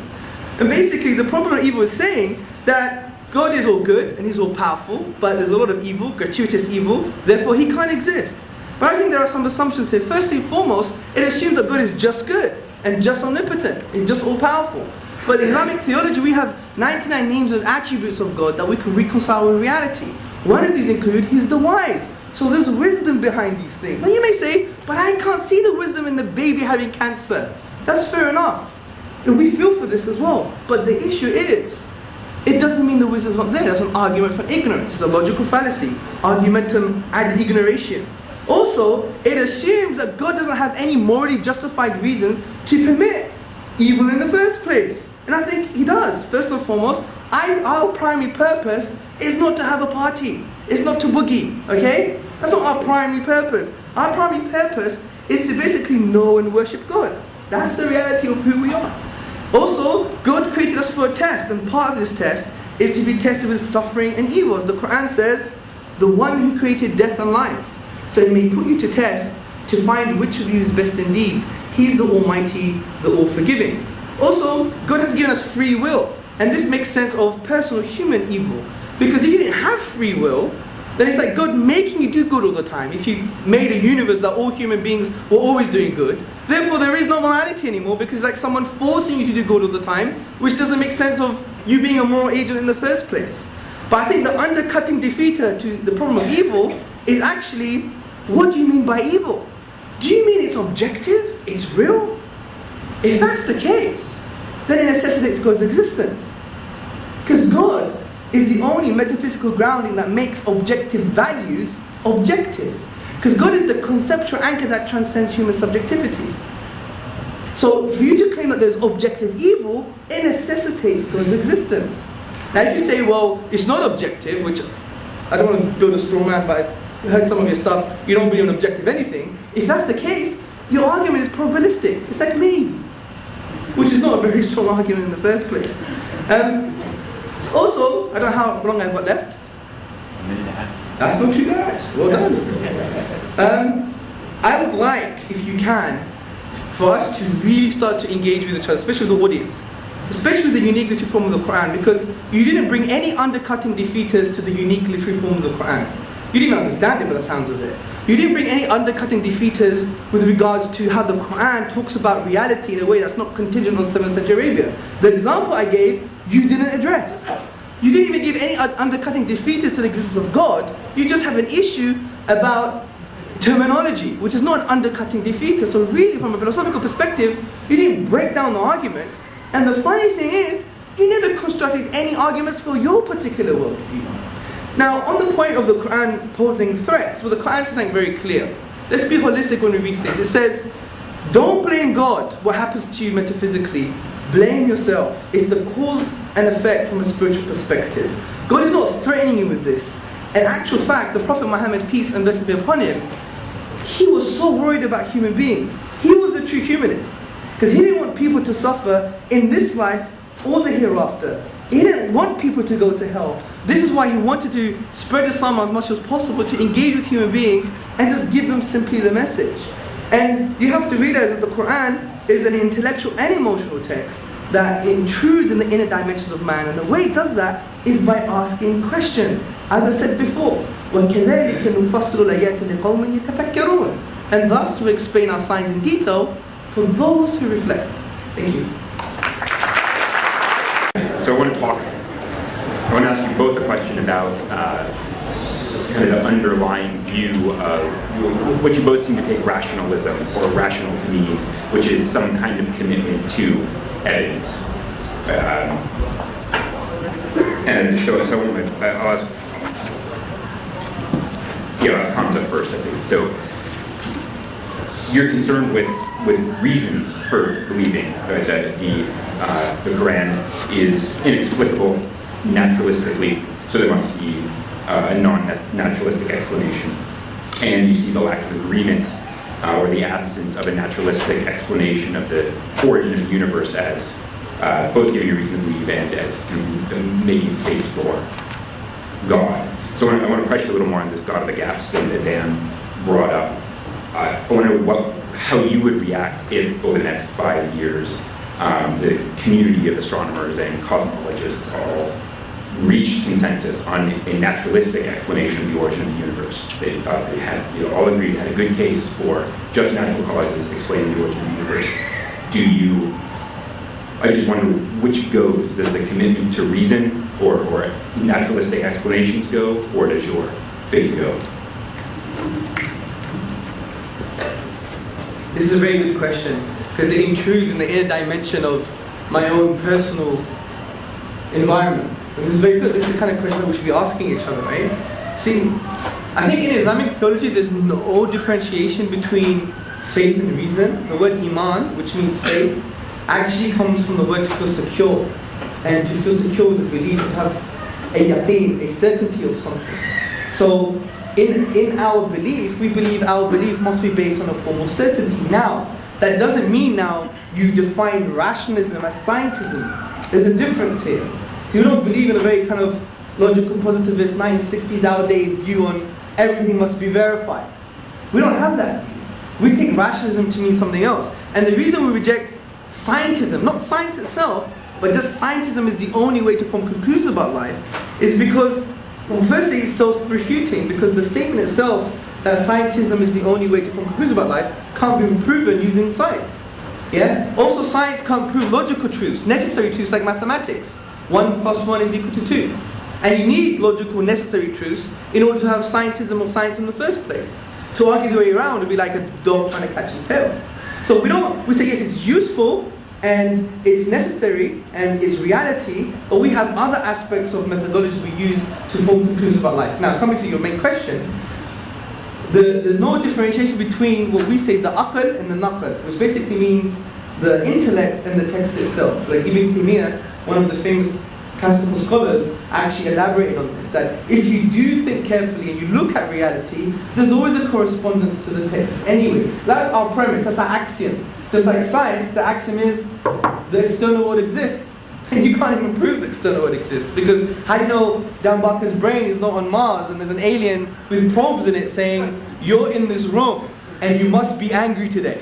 Yeah? How do you know he's saying that? I mean, you can't prove that. It's an axiom. It's a presupposition you need to build your worldview. So our axiom is there's no differentiation between the text and reason and text and reality in the first place. So the question itself, what will go, is like saying both of them would go. Do you see? So, but I do take your point. I would say we'd have to cross the bridge when we get there, because of my axiom, because there is no differentiation between sound reason and the text itself. So if that is my axiom, then when I see evidence, I have to approach it as it is when we get there. I think that's the best way of answering that. Is that all right? Yeah, that's reasonable. Thank you. Did I get to answer that?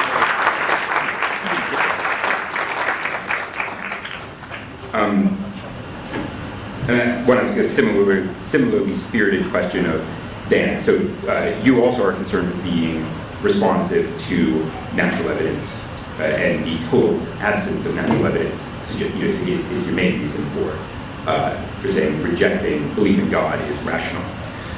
But beyond that, you said that if you came face to face with God, you would reject him on the grounds of the existence of hell and the evil of the universe, right? He did a bad thing, and so you would reject submission to God. This is a different understanding of rational, right? The evidence responsiveness. It's for moral reasons that you would reject submission to God. And so I guess I wonder why you don't worry that that the revulsion you feel at hell, if it exists, why you don't worry that makes you insensitive to the sorts of naturalistic explanations that Hamza wants to offer as evidence for God.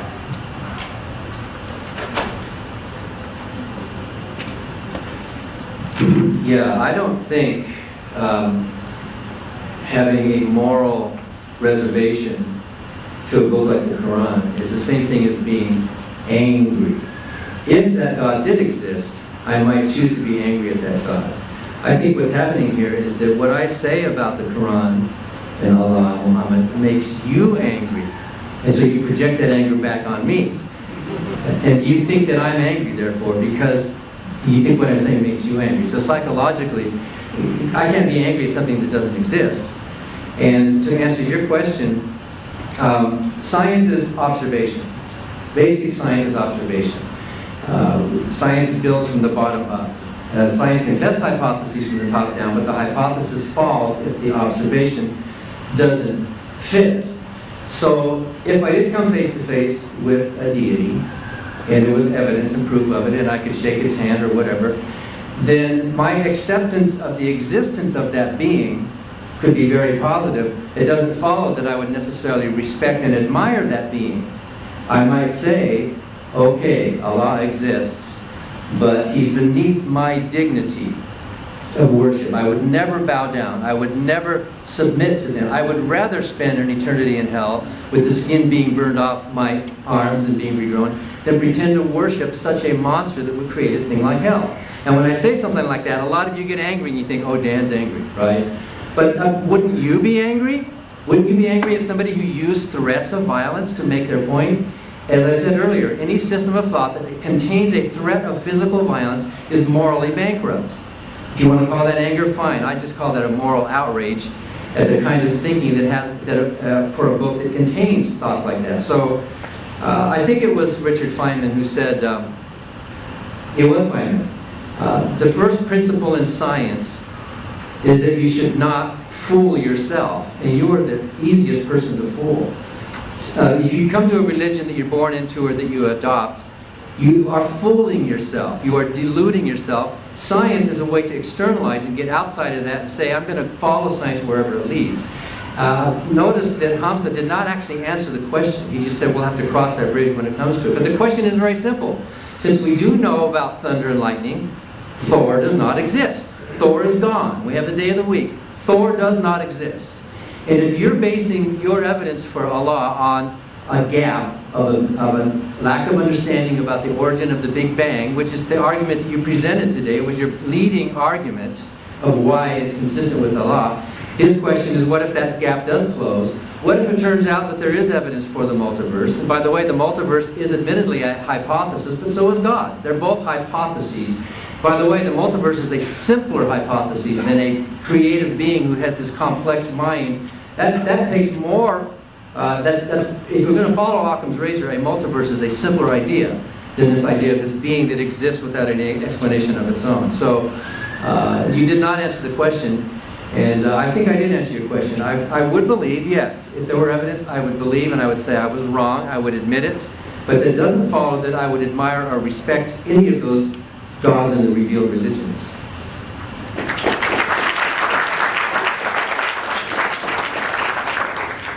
There's a question for Hamza. Why would Allah depend on humans to spread his message?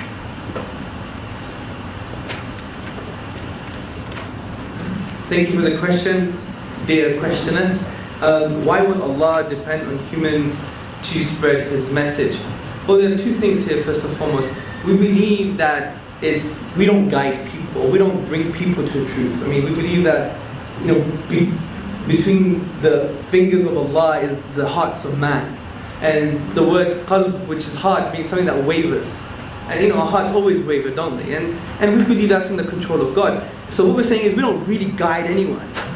Human beings, what we do, as Muslims, we believe it's a duty and obligation of human beings to present the truth. I mean, it's a natural thing that people do. If you really like your soccer team, you're going to say to everybody, you must support the soccer team. David Beckham is such a good guy. He's handsome, he's got a British accent.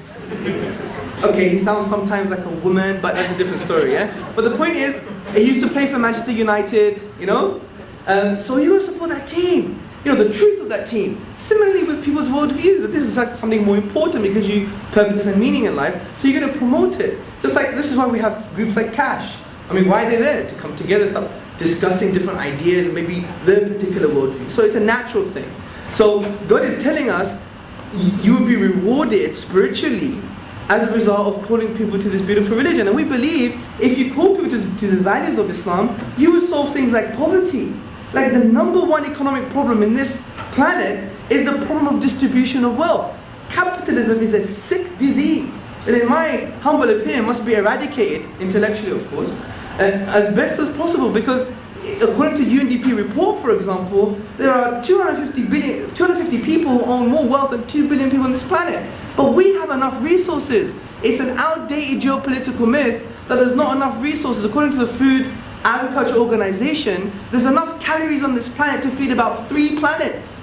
We're greedy.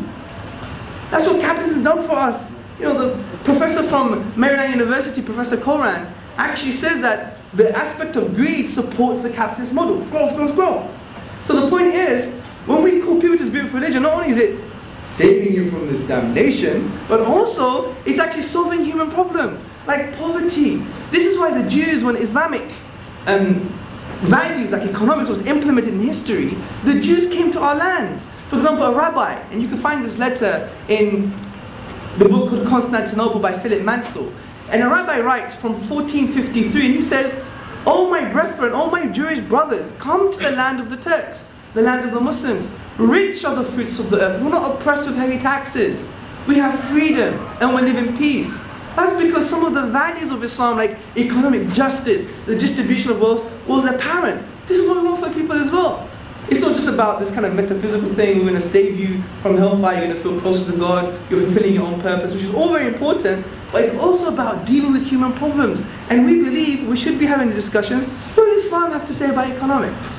These kind of amazing things, and we believe that we have the solution, which is solving the issue of distribution of wealth. If you look into the zakat system, the alms giving and the supererogatory giving of charity, and the aspect of removing interest, and the resources of a particular land belongs to the people, not just to the elite. When you see these principles, you see an amazing economic model. So we want to call people to these values too. So to answer the question, which maybe you think I'm answering the question, is that God is asking us to call people to peace, and that's the reality. Peace in this life, and peace in the hereafter. And this is why God uses human agents to do that. And that's the sunnah, which means the way, the method of God. He's always sent messengers to communicate. And what better thing to sit down with another human being and just to communicate with each other? Imagine you sent an angel or something. You can't relate to an angel. We're not angels, surely. Yeah? We relate to human beings. That's probably the most rational, logical thing to do. But hopefully I've answered the question. Thank you.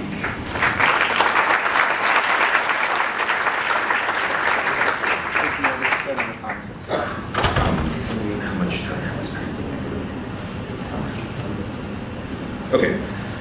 Next one for Dan. What is it that keeps your common man from committing crimes if it's not fear of punishment?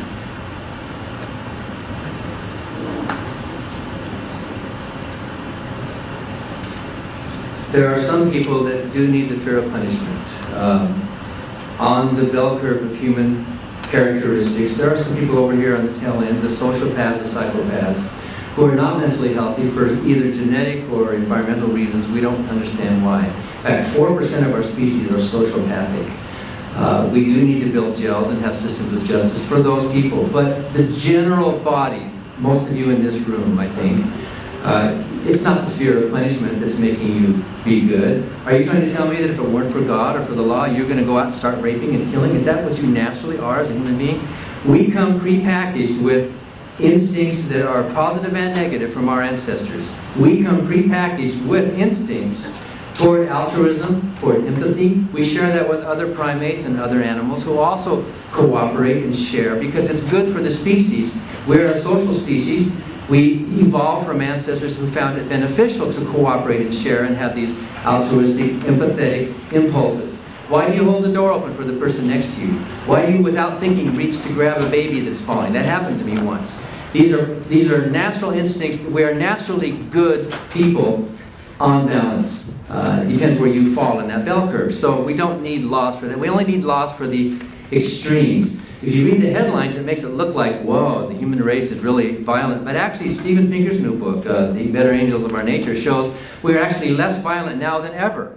Leave human beings alone. We are a peaceful, loving, caring, sharing bunch of people. Those are headlines because they're headlines. When you see a horrible headline of some horrible thing that somebody did, a Christian or a Muslim fundamentalist or an Orthodox Jew or whoever, or an atheistic Stalin, you see them doing some horrible things, you think, what's the first thing you say?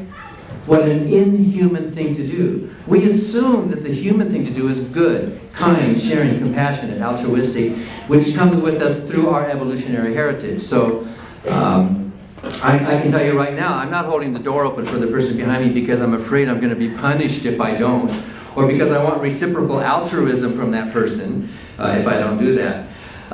By the way, there are other studies that contradict the studies you show about charity and the religious. George Barna, for example, he's a born-again Christian, has studied born-again Christians, and he says there's no difference. In fact, atheists and agnostics are underrepresented in prisons.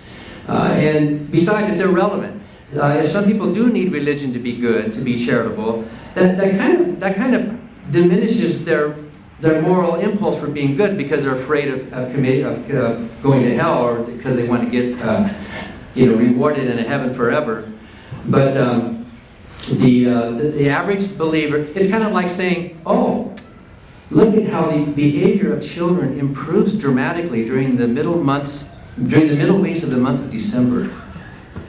The promise of Santa Claus, and look at how things improve. Well, if you need that, well then by all means let's believe in Santa Claus, because believing in Santa Claus improves the behavior of children. Does that mean Santa Claus is real? That's a totally different question. If belief in God does improve people's morality, that doesn't mean that God is real. It just means they're externally motivated to do good rather than internally motivated.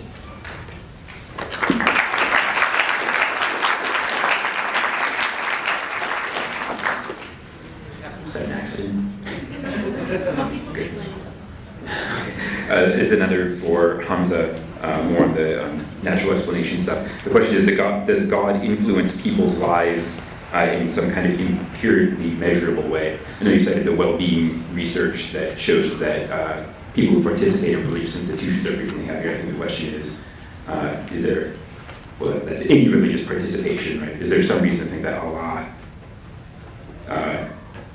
is he detectable in the a detectable influence in the lives of Muslims? That's a very good question, which relates to the comment that Dan Barker was actually talking about when he's saying there's evidence that born-again Christians, and there's no correlation between differences of religious or atheist groups. But then again, I was talking about longitudinal studies that don't just include born-again Christians, but all religions. So you can't use thousands of academic studies and bring something that's very small based on a specific community within the Christian community. That doesn't follow. And what I'm saying here is not that you need the moral motivation of fear of hell to do good. All we're saying is the concept of God and loving Him and wanting to come close to Him actually is an added moral motivation to do good. So He takes already good people and makes them better. That's the point I'm trying to make. Now, in regards to, does the belief in Allah, does it change human life? That's the point here. Well, it should, essentially. The belief in God, or the belief in having an ultimate purpose, an ultimate vision, an ultimate meaning in life should change your life, because you're not in an existential anxiety anymore. Because if you really think about the logical conclusion of an atheist worldview, then we have a self-delusion. Because we say, I have purpose, I want to be a preacher, I want to be a Dan Barker, I want to be an engineer, I want to be a doctor. But it's self-delusion because it's basically saying, let's pretend to have purpose. Because the underlying reality of our life is almost purposeless. And this is why the French existentialists like Jean-Paul Sartre and many others who talked about the nausea of existence. Albert Camus, the half French, half Algerian philosopher, said existence is nauseating because it's purposeless. Why is it here? Arthur Schopenhauer, what did he say? He wrote an essay on suicide. So did David Hume, by the way. And basically, Arthur Schopenhauer was basically saying, I wish the universe never existed, because he really thought about existence itself. And I would argue that many of us, we don't think about existence anymore, what it means to exist. You know why? We have the iPhone, we have email, we have Facebook, we have Twitter, we have kids, we have 9 to 5.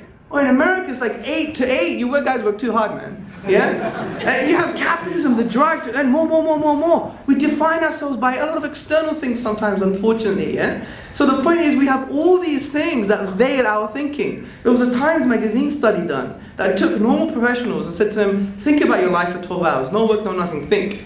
80% of them, or more than 80%, they broke down. Because they suspended those existential questions. What does it mean to be me? What does it mean to exist? And that's why the Quran talks about this existential question, saying, if you reject God, God will make you reject your own self. Because worshipping God is so intrinsic to who you are. Because you're going to worship something anyway. You submit yourself to the pilot when you're on the plane. You're not going to go on the plane to the pilot saying, I don't want to submit to you, let me ride the plane. Yeah? Then you have to pray to God because you're going to die, man. Yeah, as I say, there's no atheist on the sinking ship. Which is quite interesting, because there was a study done about the Titanic, right? And when there were people who were like basically on the boats and they were freezing, they would die of pneumonia or whatever they call hypothermia, and all the atheists were actually, guess what they were doing? They were praying. They were praying. What else are they going to do? You might as well pray. Yeah? So that was quite interesting. I thought it was a funny thing to add anyway. I can send you the link. It's BBC files. BBC British something broadcasting, yeah? Anyway, so the point is, God should have an effect on your lives. And we believe adopting the concept of oneness of God should have an effect on your life. Think about it. If you accept that there's one powerful deity being that you should worship and that's your life, that frees you from the shackles of creation. It shouldn't give you an inferiority complex anymore. It means that you don't have a lack of self-esteem. It means that you can't blame aspects of the material world for your problems. You take responsibility now. You don't have this kind of abstract determinism like, oh, it's social conditioning, I'm always going to be like this. That's what the Quran says, take responsibility. It's a very existential point it's trying to say. Now, think about this point that we believe in the Quran. We say, La hawla wa la quwwata illa billah, which basically means there is no true power apart from the power of God. Imagine you internalize that. Imagine what that can do to a human being. It means that everybody in this room, or any material thing in the world, cannot prevent you from doing the thing that you want to achieve in life. Like, the material doesn't have true power, true efficacy. Because you see, the true power is God. Because everything happens as a result of His power and will. So that frees you. That gives you the intellectual and emotional space to create a new realm of possibility for yourself. Just by that concept. Imagine that, if you internalize that concept. Fine, if you don't believe in it, and well, that's a different discussion. But conceptually, if you were to internalize such a concept, it can free you from these kind of shackles. And it's called the blind spot. Because we have blind spots in our lives. We know what we know. For example, I know that I'm Greek, although I look Pakistani, yeah?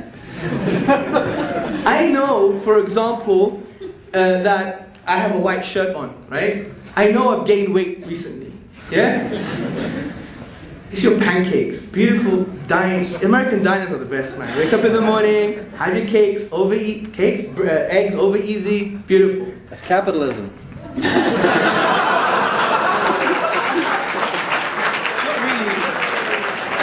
Not really.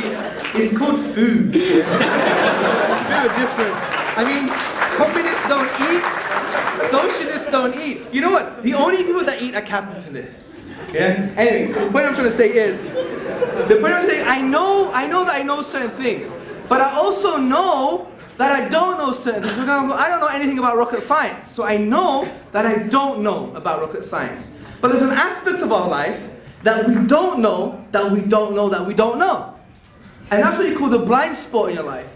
And you could only free that if you have concepts like there is no true power but God, because it gives you the new realm of possibility to achieve things that you can achieve. It's an existential point. It's quite deep, but it requires more discussion, but that's the point I'm trying to say.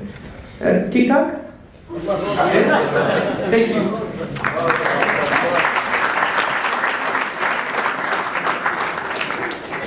I've selected a couple that are more on point. It should be short, concise answers. So this is for Dan. The question is, so you said that if something doesn't take up space, it doesn't exist. Do the following things exist? Time, human will, numbers, gravity. If so, how much space do they take up?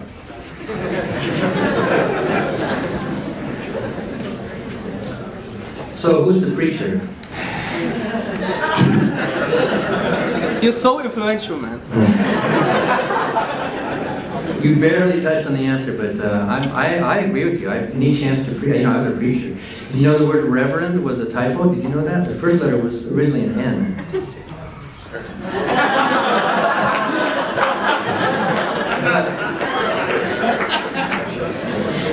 Time is not a thing. Time is not a thing. Time is a concept. It's a dimension. It's like, how tall is this podium? Well, we measure it, we assign a 0 point to this podium, and then we measure so many centimeters up to here. But how long is the dimension? It's meaningless to talk about how long is the dimension. There is no such thing as a dimension. It's a concept in our brains by which we make measurements. So time and space, those things are dimensions. The other concepts that we talk about, yes, there are many concepts that exist, but a concept exists only within a brain. Just because I have a concept of something doesn't mean that it exists out there. That's called reification. When a brain is functioning and it's making labels to refer to objects or other functionings of the brain, even the word mind is just a description of a function. There's no such thing as a mind. The only thing is the brain. Then these things can be measured. You can look at mental activity, you can look at neurons firing, and you can say, oh yes, that person is having a concept within their brain. But things like love and justice and free will, those are labels for concepts that define actions. They're not actually, you can't go out and buy love at a store. You can't go out and measure justice. You can't, you can use, physically. If a God exists, a God is a being with a functioning mind of some sort. Somehow this mind is functioning, and it's functioning in a complex way. This mind is functioning in a way that you would say, well, if you found a watch on the ground and it was functioning, you would have to say, wow, how can that just be functioning without a designer?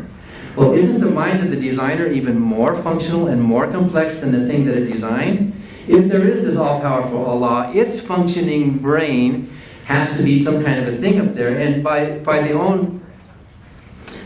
the design argument reasoning, that God also has to have a God, because otherwise you're just explaining one mystery with another mystery. You haven't explained anything. What evolution does is explains complexity not from more complexity, but how complexity arises from simplicity. So I think it's a mistake. Whoever asked the question there's a tendency to reify a concept to turn it into a thing, and to think that and God is a concept, and in Hamza's mind, that concept becomes a thing. He actually thinks God exists in reality somewhere. He actually thinks that that idea that was in the mind of Muhammad is actually a being that exists somewhere outside of reality. He's reifying or deifying a concept.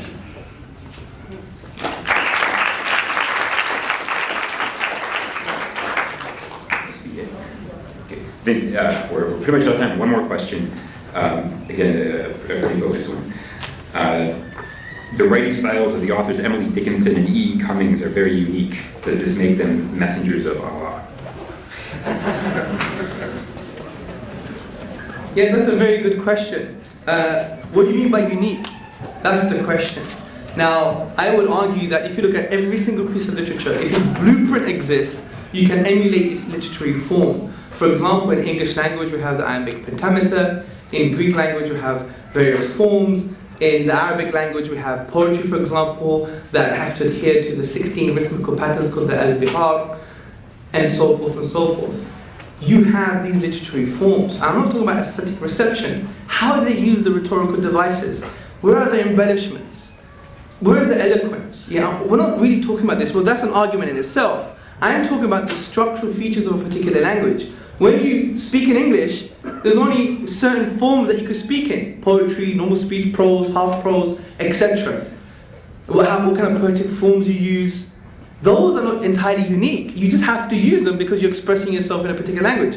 What I'm saying is that the Quran itself de-scopes the Arabic language. Every time you try and express yourself, you're never going to achieve the literary form of the Quran, even though you exhaust the finite grammatical rules, the finite letters of the Arabic language, and the finite words. This is what we mean by an act of impossibility, because we go to the nature of the event being the Quran, and the nature being the Arabic language. We exhaust all possibilities, and we can't bring the unique literary form of the Quran. And this is why I mentioned Western academics that even support this type of view. Now the point is, if we're thinking human beings, and this is true, well, let's think about this. It does make an act of impossibility. And if it does, then it conforms to the description of a miracle that I mentioned in my presentation. It's a valid question, but even when you to look at these types of works, you would see that there are in particular forms that can be replicated, as we gave the example of Shakespeare and many others. So this is an interesting subject. I mean, for more information, you go to my website, right? It's not selling anything, it's articles, yeah? HamzaTzortzis.com, and under Exploring the Quran, there is a chapter called The Challenge of the Quran, which has been authorized by scholars in Medina University in Saudi Arabia as well. And also, if you want more information, you go to theinimitable.quran.com. You can challenge it, let's have questions, let's have an email dialogue, let's have a discussion. And we basically see the Quran for what it is with regards to its linguistic and literary miracle. So I hope I answered the question, give you more food for thought, and maybe an avenue to read around as well. An interesting book is Neil Robertson's book. Yeah, he was an Orientalist, and he was from Lancaster University in England, and it's called The Quran, A Contemporary Approach to a Veiled Text. It's in the English language, and it makes you understand the kind of uniqueness of the Quranic discourse. And he actually converted to Islam as a result of that.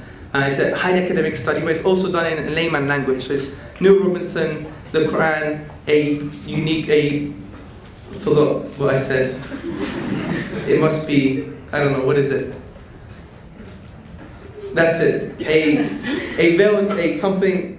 See what's happening now? It's just your energy, man. It's like it's engulfing me.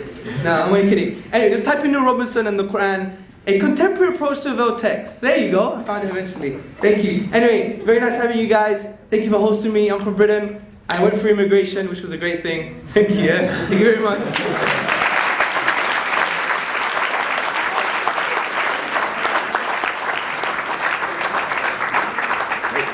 Thank you to Cash, and to Building Blocks, and to Dan, to Hamza. It was a fun night.